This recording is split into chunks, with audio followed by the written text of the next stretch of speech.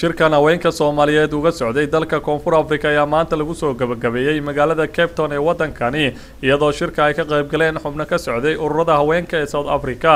shirka oo socday muddo 2 cisho ayaa xoog lagu saaray sida looga hortagi karo tacadiyadaha loo geysto haweenka qaaradda Afrika gaar ahaan haweenka Soomaaliyeed intii uu socday shirka ayaa sidoo kale looga hadlay kufsiga haweenka Soomaaliyeed loo geysto waxaana dumarkii ka qayb galay shirka ay isla garteen in si wada jir ah looga hortago arrimahaasi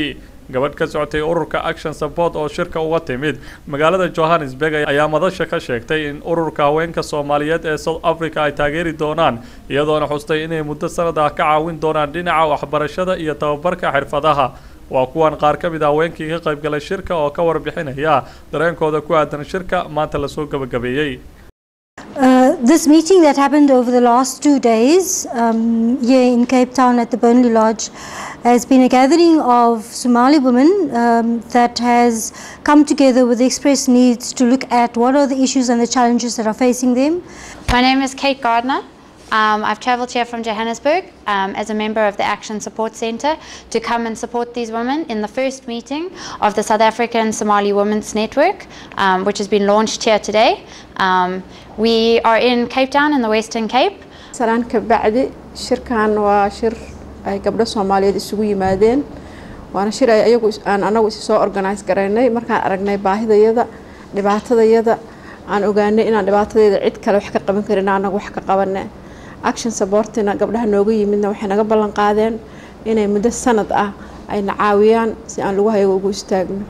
shirkan waxaan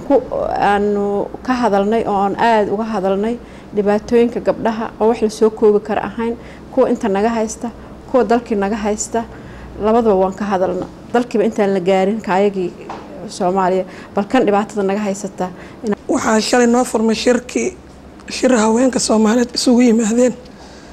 oo 2 maalin ah maanta noo xirmay waxaan kaga hadalnay waxyaalo badan oo gabdhaha Soomaaliyeed ee dib ku qabaan Koonfur Afrika alxamdulillah waxyaalo badan baan ku gaarnay guul inta dhiman waa dhameystireenaa hadduu Allah awood la idmo waxaan ka codsanaynaa gabdhaha Soomaaliyeed meel kasta ay joogaan ama fikradaha haysta inay nagu soo caawiyaan waxyaabahan ka hadalay waxa ka mid ah sharciyada xagga sharciyada dhibaatooyinka naga haysta isbitaalada waxbarashada